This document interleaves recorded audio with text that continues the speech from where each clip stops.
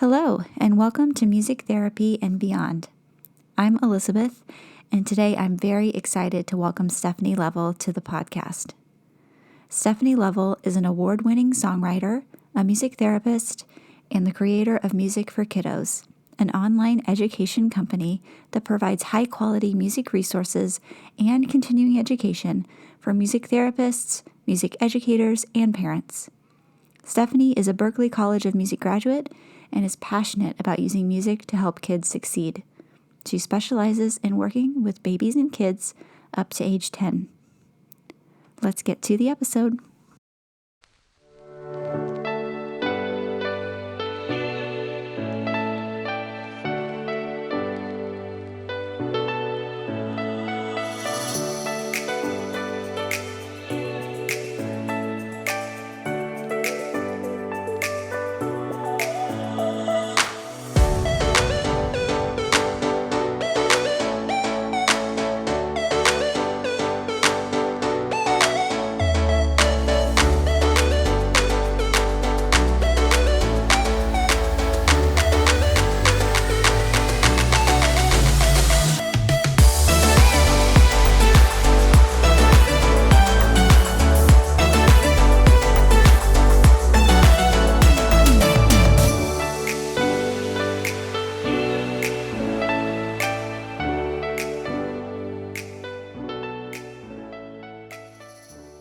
Welcome to the podcast, Stephanie.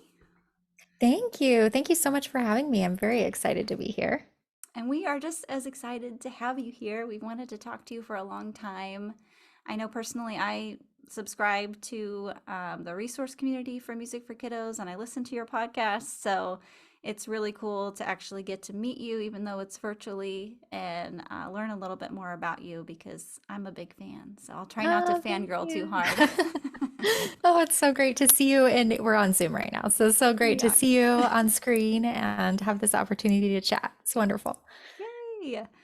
So, not everybody's necessarily familiar with who you are that listens to our podcast. So, what we always like to have people do is to introduce themselves and kind of talk about how they got to where they are right now. So, how you became a music therapist slash songwriter slash is influencer one of your titles now? I don't know. It might be.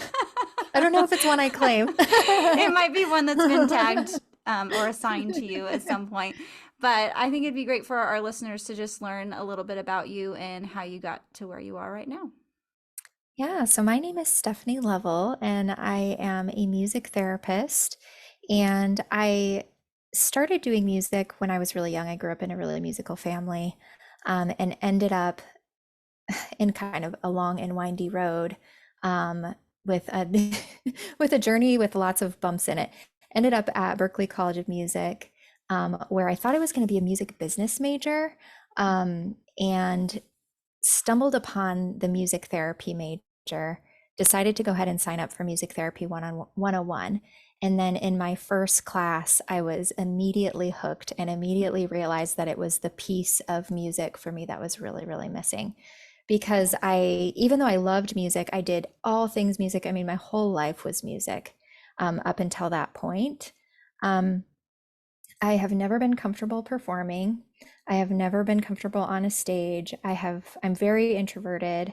I spend a lot of time like writing songs by myself at my house. and and I loved kind of the elements of music that were about connection and expressiveness and things like that. And so it just felt much more natural to me um, to not be the focus of the music, if that makes sense. And in music therapy, we get to really make the focus be the kids and the folks that we work with. And that felt very good and right to me. That's awesome. So, where did you do your internship for music therapy? So I did my internship at Massachusetts General Hospital in Boston Okay. with the amazing Lori Kubicek. And that was an incredible experience. And that kind of set me on the music therapy path of medical music therapy, which is what I did my first 5 years as a music therapist. And I really thought that I would do that forever. But had the experience of, I had an amazing internship experience in Boston. And I graduated in 2009, which before 2020 was the worst year to graduate because there were no jobs available. But then 2020 hit, and it just seems like that my experience was a breeze compared to that, right? Right? But yeah, there normally maybe would have been some opportunities or some job openings or something like that in Boston, and there just weren't. Everything was frozen, funding wise and everything. And so I found myself moving back home, to Boise, Idaho. And within a couple of years there, had started many music therapy programs, kind of piecing them together, right? But one of those big ones was the music therapy program at my local hospital, the Children's Hospital, and in the pediatric oncology inpatient and outpatient clinic. And I did that for many years and absolutely loved it. Yeah. Oh, that's awesome. Yeah, a lot of us, we aren't necessarily told super truthfully how many of our own jobs we will have to create. Absolutely. Yep.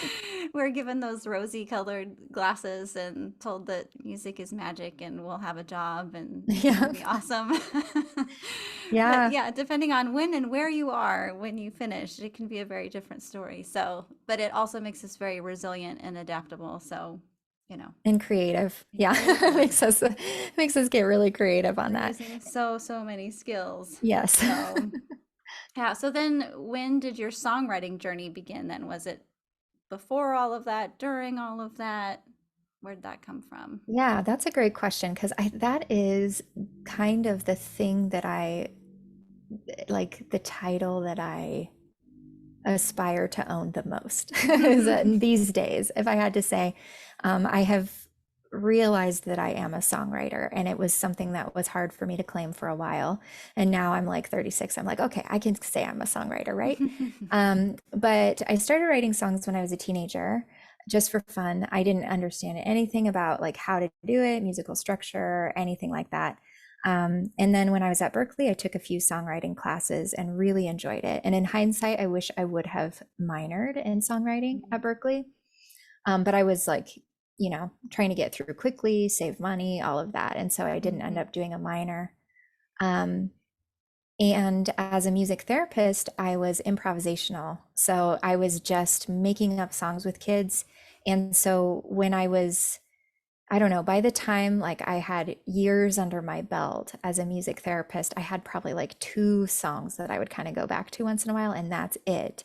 I wrote songs for myself just kind of for fun, and but I didn't write songs for music therapy purpose, really. I just improvised songs. And then what happened is my family ended up moving to Indiana so my husband could pursue a PhD. And I found myself in another kind of windy path as a preschool music teacher. And I showed up to my first preschool music class. It was my daughter's class. It was like this small town in Indiana, and they had a kind of a teacher who would come and see some of the classes, but she wasn't available to come to all of the classes. And I thought, here's my like 3-year-old who loves music. I thought, no, she can't go to preschool and not have music. And so I volunteered to just do music in her class only. And I pretty did the soon same found, thing at my did son's you really? preschool. Yeah. Yes, I know, because it's such a shame. We Yep. cannot go to preschool without music. Yeah, it's not right. But anyway, and pretty soon I found myself as the teacher for the whole school. Mhm. And but the first class when I showed up, I had a couple songs in my back pocket, like those songs that I had used, again and again. I had like a couple like nursery rhymes in my back pocket. And when I showed up for that first class, it was so hard. I could not believe how hard it was. It's 24 kids all at once, and I couldn't use like a lot of my improvisational skills that I had honed over the years and that I had confidence in.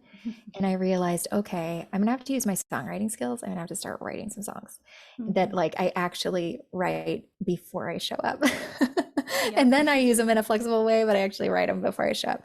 So Mhm. that's actually how Music for Kiddos, my online education company, started.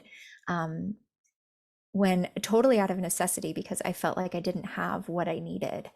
Um, and I was like searching for preschool music songs and kindergarten music songs. And I wasn't finding really songs in my style. And so so I started writing songs and just sending them out to other music therapists and music educators. Mhm. And we're so grateful for that Oh, because thanks.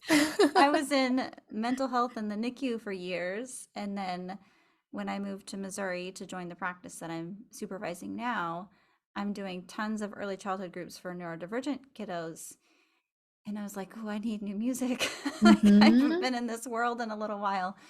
And so it was really refreshing to find your music and find songs that I didn't necessarily have to completely change or turn on their head to be able to use. I only had to make, slight Right. adaptations, and they were very functional for me. So personally, thank you for sharing it Oh, sure. because it made it so much easier. And I still write some of my own songs, but having somebody else that puts their stuff out there helps you to get started, gets your creative juices going, and really helps you to kind of use that structure that you provide in your music and just adapt it to what you're doing where you are. So Yeah. thank you for Oh, sharing. my goodness. Thanks for saying that. I appreciate it.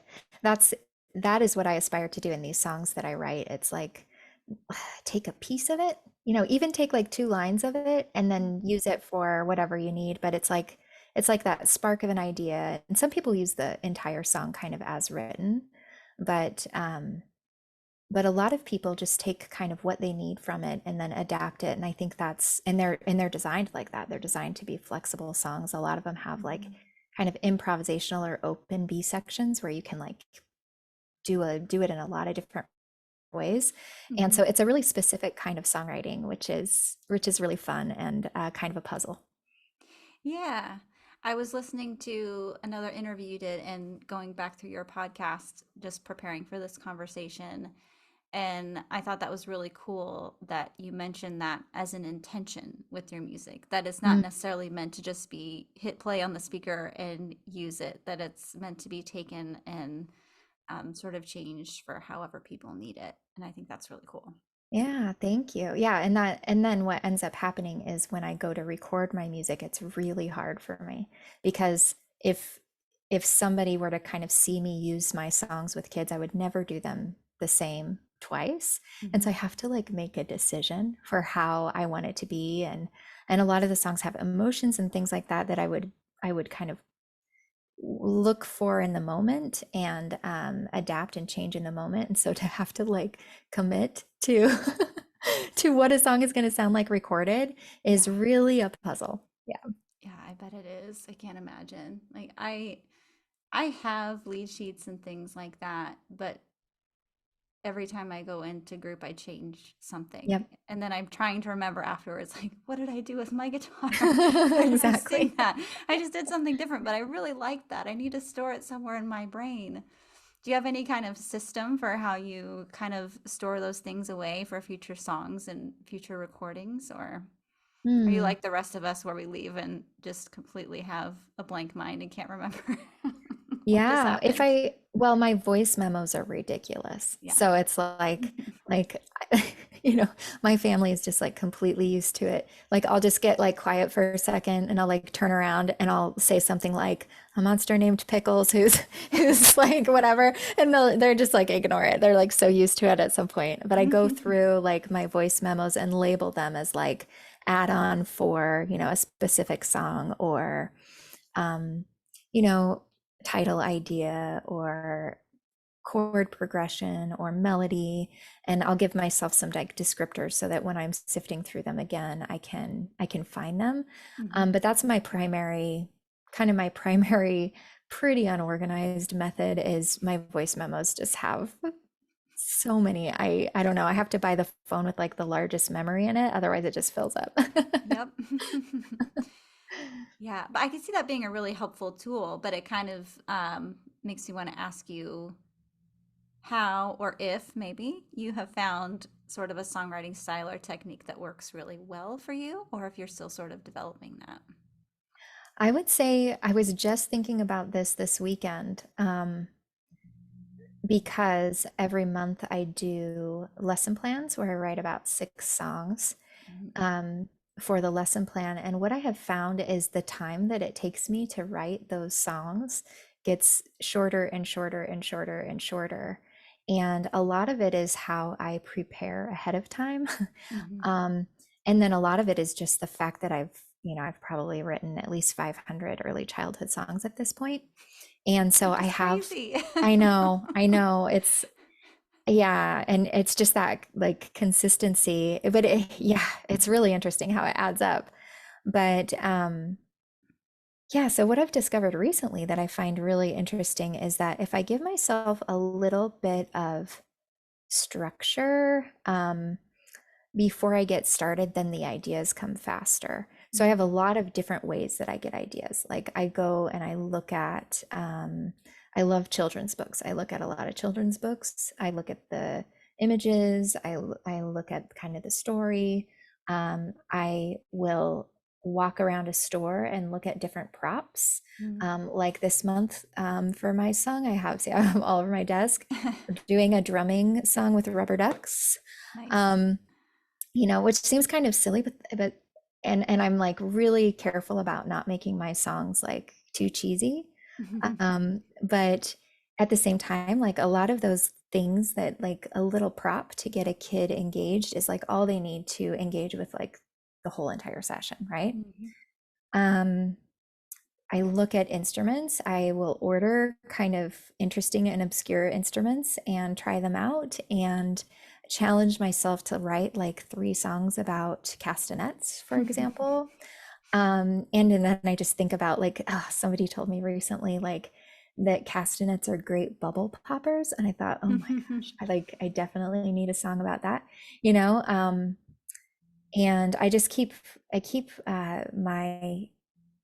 my mind open to possibilities wherever I go. So Mhm. if I hear a kid say something, if I hear somebody say something, I'm just constantly kind of collecting ideas, which is very much like where my brain is anyway. Like I love ideas. I don't know if there's Mhm. anything I'm more enthusiastic about.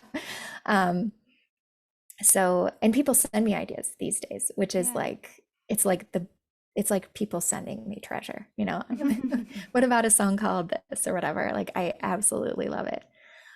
But okay, back to my original. I have, so for example, um, I was going to see if I had it on my computer and I don't, but like this month, um, I pre-selected an instrument. I pre-selected a theme, a book, an instrument, a goal area for music therapists, a goal area for music educators, um, like a prop and a craft all in Okay. one, which seems like kind of like a lot, but then what happens is at a glance, and I planned it out for 12 months. So Hmm. at a glance, I immediately have all of these things. And it's like, okay, um, well, this is like a baby animal theme or whatever. And so maybe I would do a song about chicks hatching or something like that. And it just starts to like build in this massive list of ideas. Hmm. And and I can kind of go from there. And that helped me,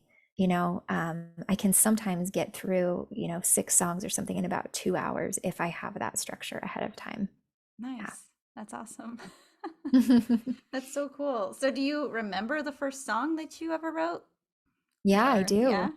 Yeah. I grew up playing the harp.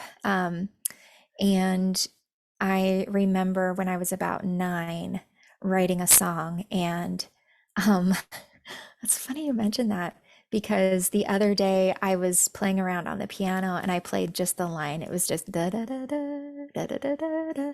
And it was this little song that I wrote on my harp that had, it's so interesting to me to think back at it because it had like a lot of syncopation and stuff in it, which Hmm. makes me realize that I've been like that my whole life. Um, but anyway, I was playing the piano and I accidentally played that line, and this was just like a few days ago. And so I wrote a song on the piano about like looking back at me at age 9, Mm. and it had that line in it just expanded. Um, so I do a lot of that kind of stuff too. I'm in a little bit of a self-reflective stage of life, and so I'm writing a lot of songs about like challenges, and I have a lot of health issues. My daughter has a lot of health issues. I'm writing songs to help me cope with a lot of that right now. Yeah. Well, and you see that reflected in your album for sure. As I've been Mm. listening to it lately, you have a couple pretty reflective songs on there. And the one that I really enjoyed just as a parent myself of two elementary age kiddos is Slow Down. Because Thank you. I'm in that spot where I'm like, ah, go back to being a baby. Yes, This is exactly. terrifying. Yeah, exactly. It's amazing to see you becoming a person, and I also miss being able to just sit and hold you and stare at you for Yeah. 2 hours at a time. Yeah, it seems like it goes so fast, especially when they get up to, 8, 9, 10. Yeah. Whew. Yeah. Yeah.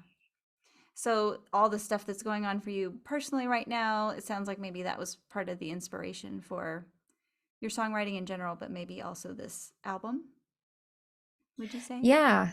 I would say it's a mix. I would say that my my songwriting can't happen without including my life experience in it to some extent. Hmm. And it comes across in like very different ways. I think that I write a lot of songs about like kids loving themselves and Hmm. giving themselves space and, things like that. And just, kind of sensory regulation songs. And that is truly reflective of like, some people say these are like inner child songs, Yeah. like songs that you Hmm. write for yourself as a child, and or like for me a lot of like what I would tell my own daughter who's chronically ill in a pretty big Hmm. way. um and I think that that has made our family, you know, reflect on what is important.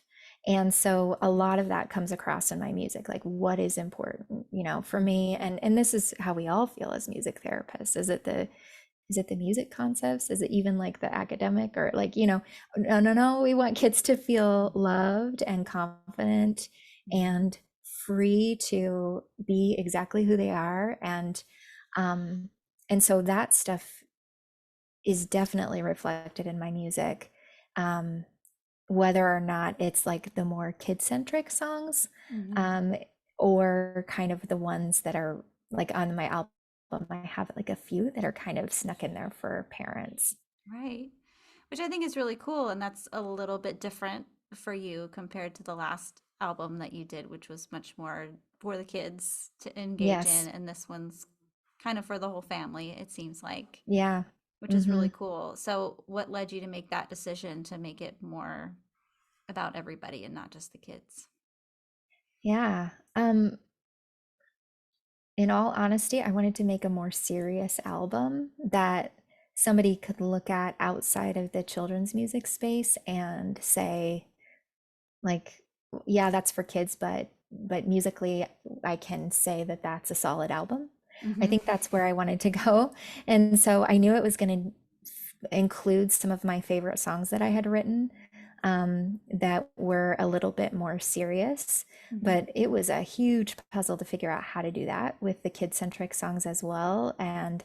Um, and yeah, and then I think for the next one, it's going to be more kid friendly and more like classroom friendly and things like that. But Hmm. this one I felt really needed to happen. And I wanted to try it. I honestly, I've had people ask me like, are you competitive or something? Because I'm like a builder of things. And I really am not. I I am like, I'm really not competitive, but I like to see if I can do things.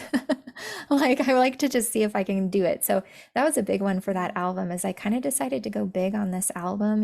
There's like a lot of production on there. There was a lot of time and resources spent on this album. And I just wanted to see like if I kind of went all in, what could come out of it. Yeah. Yeah. I think it's harder the older we get to give ourselves permission to do things or to Yes, think that, like, am I still allowed to do this or am I allowed to do this yet? Or exactly, does this exactly. belong to me? Is this a part of me? Is this something I can do? And I think it's really cool when you get a little bit older and you have all this time reflecting on yourself and you realize, well, this is just silly. I just need to do the Yes. things that I want to do and not worry so much about whether other people are going to endorse it or, everybody's always critical of the sophomore album anyway, so you may as well just do Mhm. whatever you want with it. That's awesome. I love Like, that. which band in the history of ever has not had somebody that's like, well, why'd they do that on their second album? I like their first Yes, album better. that's hilarious.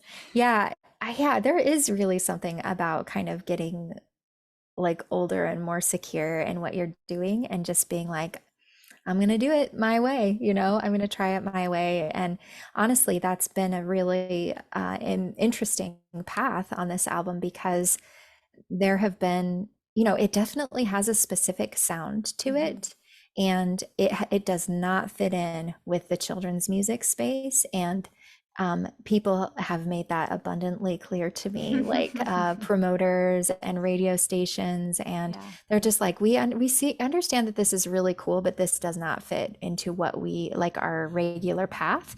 Yeah. And so I've received a lot of like no's where, Mhm. and things like that. And I've just had to become more and more secure with the fact that like I wouldn't change the album that I created. Mhm. Um, and if I had shifted it into like what, I don't know, what people wanted for radio or something like that, it wouldn't have been mine. Mm-mm. And so I wasn't willing to do that.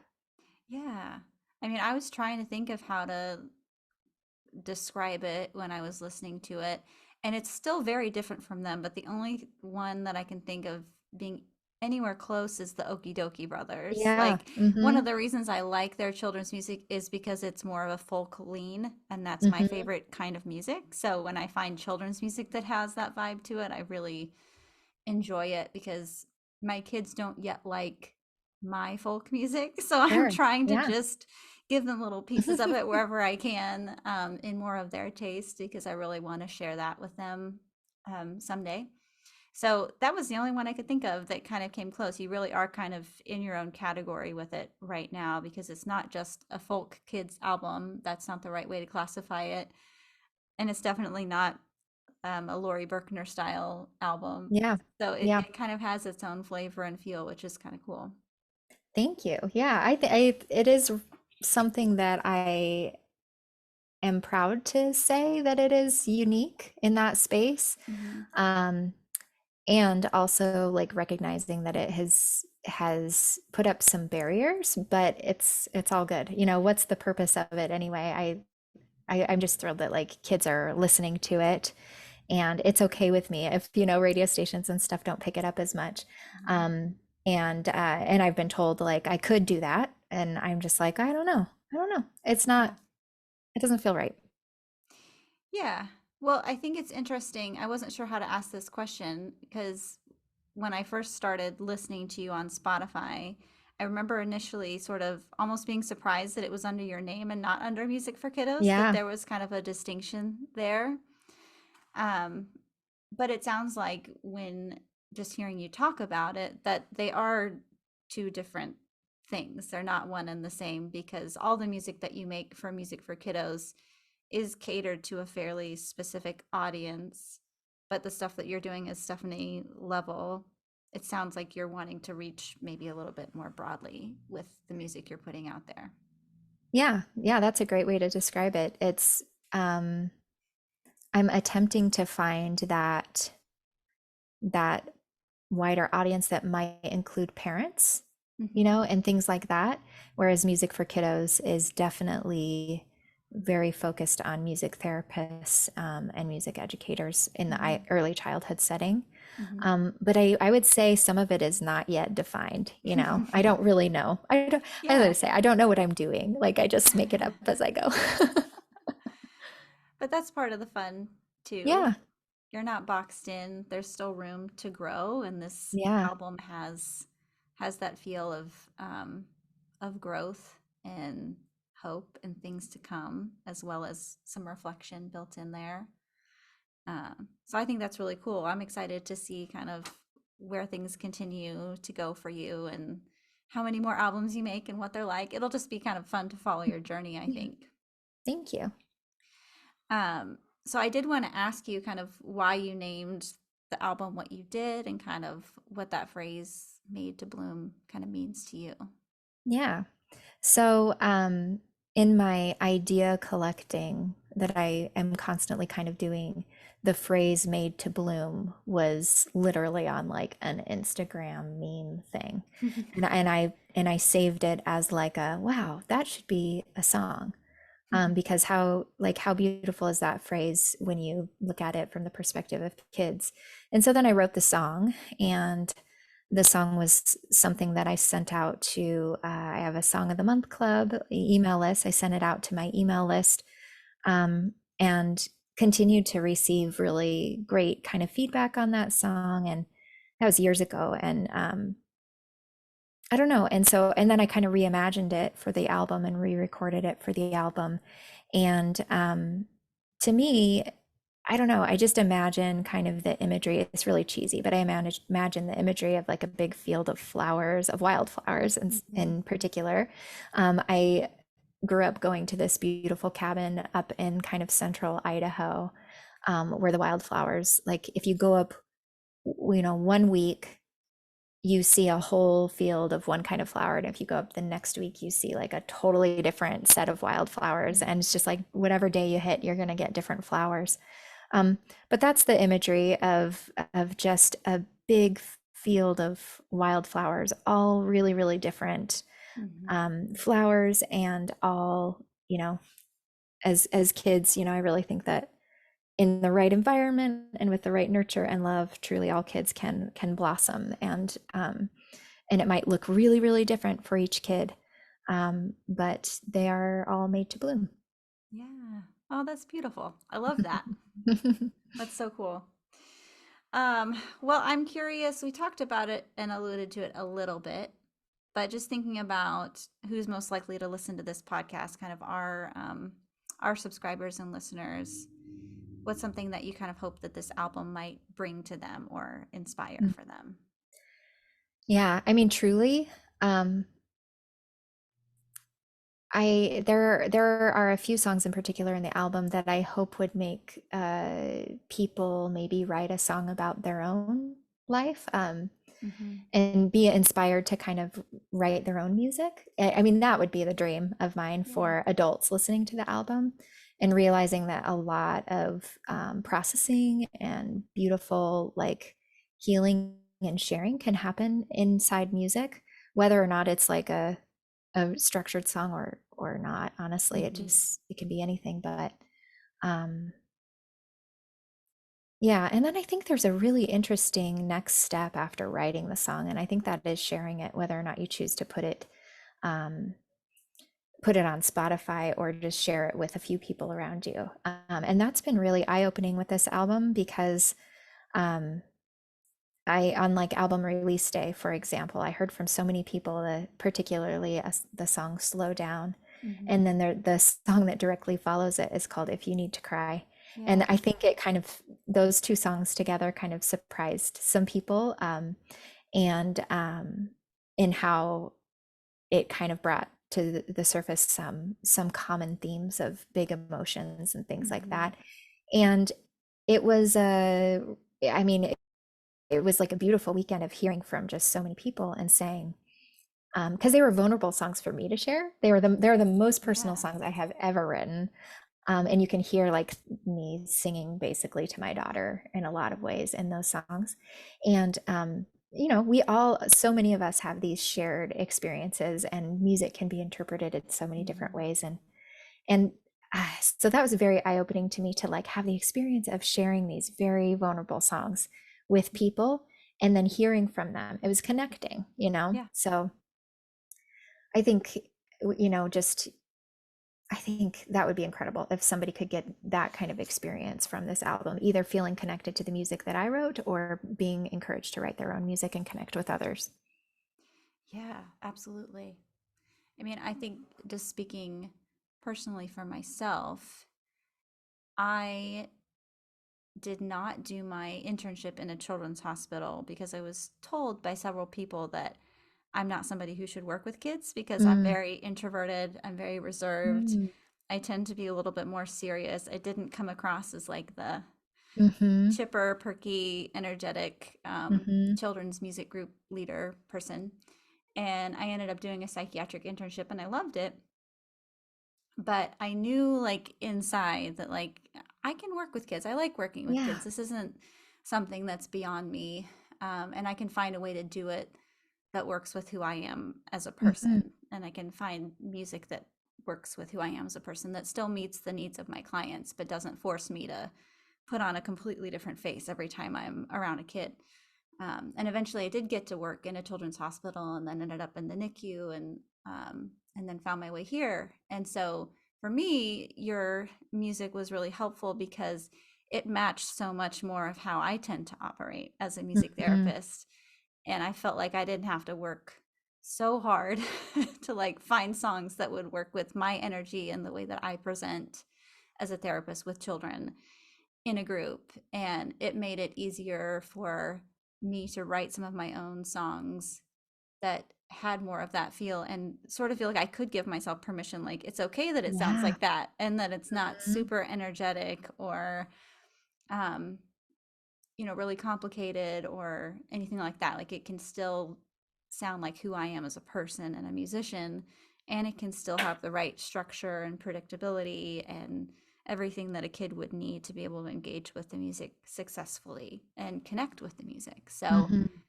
I think there's probably other people like myself out there that are similar, and um, I think we all need to just be kinder to ourselves and not think that we have to be something different in order to make children's music or work with children. That really we can all work with children if we choose to and we enjoy it. It's just a matter of finding a way to do it that's authentic to yourself, which Yeah. is challenging, Yes.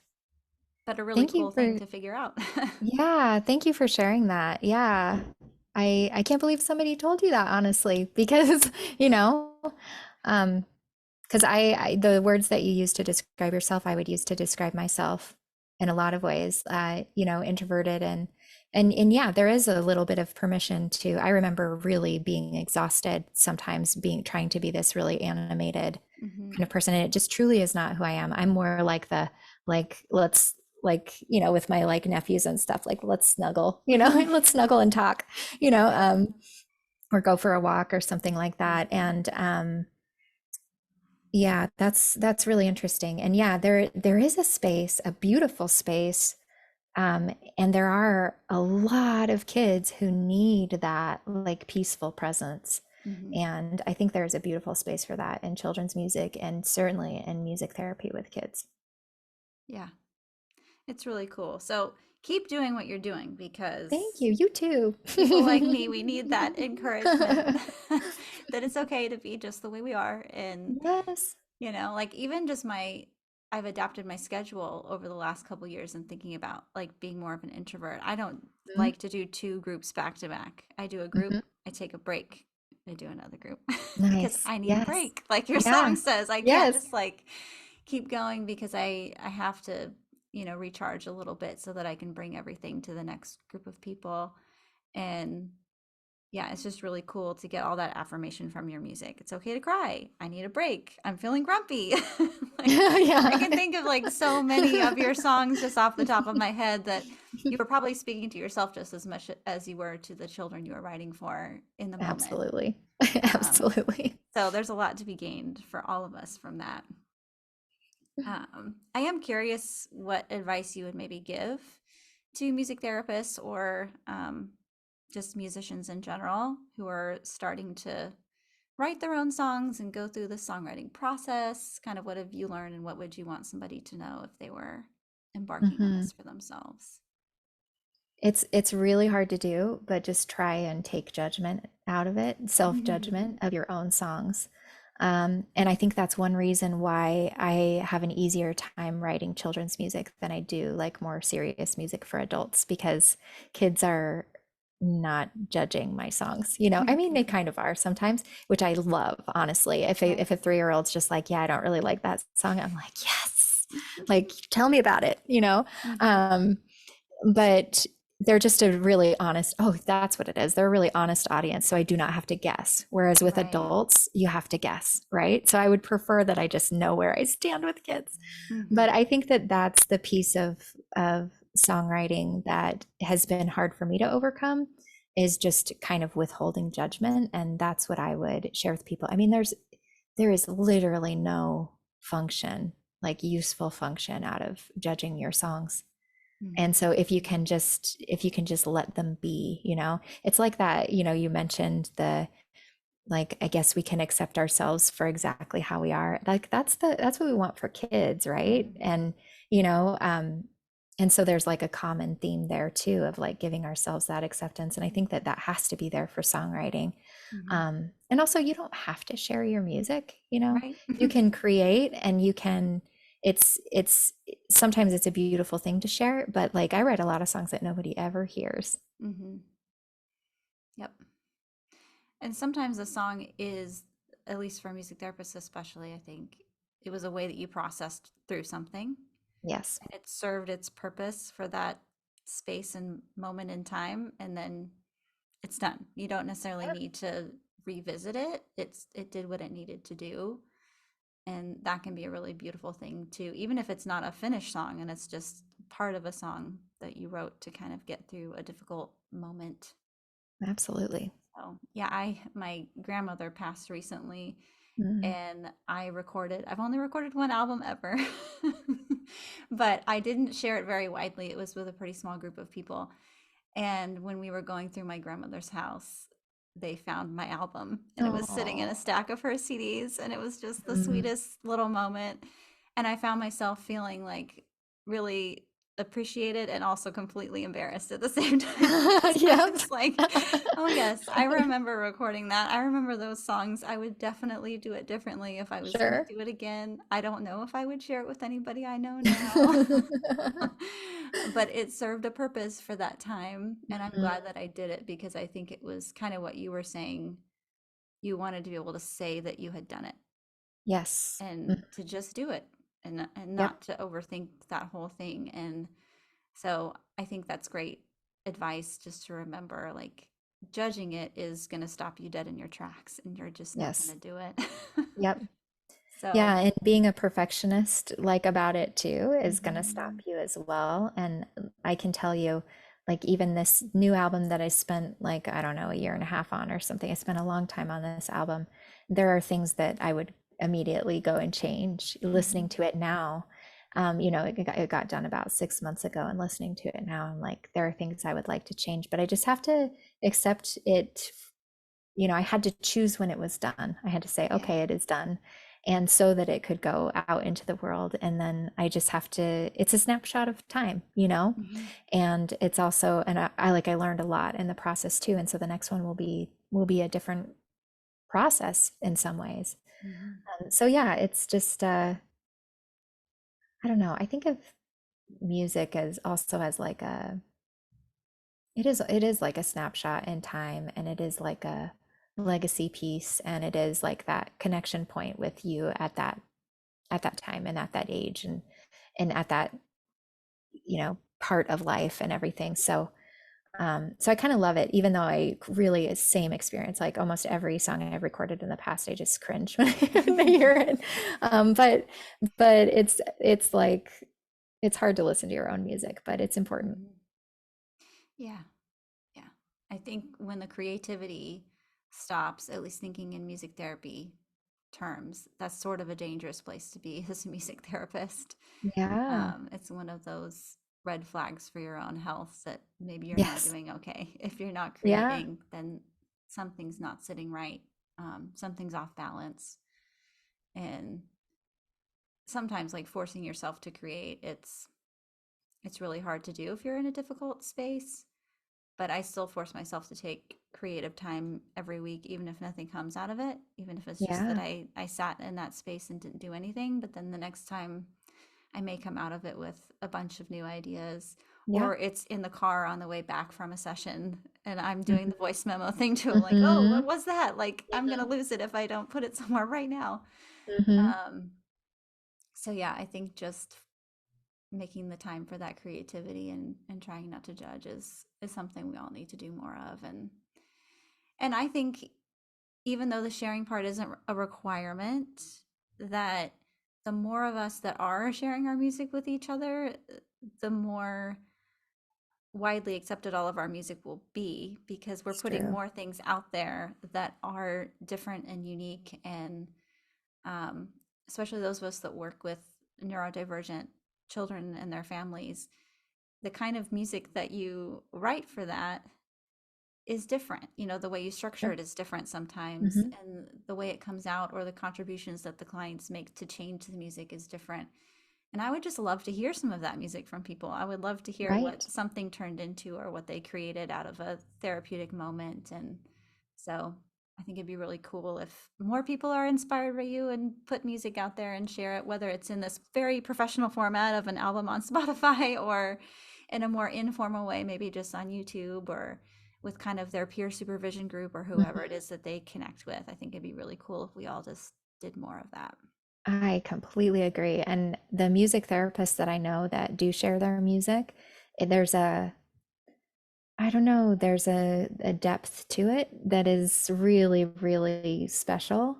And Mhm. so, yeah, I love listening to music therapists' personal music, or especially the songs they kind of write, processing things and stuff. It's so important. We all um, need to acknowledge, like, how difficult our jobs can be at times, and use music as a way to hopefully do that, I hope. Mhm. And it's healing for each other to be able to hear that. Yeah. Ah, well, this has been really fun. I don't want to take up too much of your time, but I would really love to hear. I would just give you a moment to maybe share all the places where we can hear your album and any other websites or places that you would like us to go to connect with you and kind of follow your journey as you continue to share music. Oh, thank you. There's kind of three main places um, where it would be good to connect.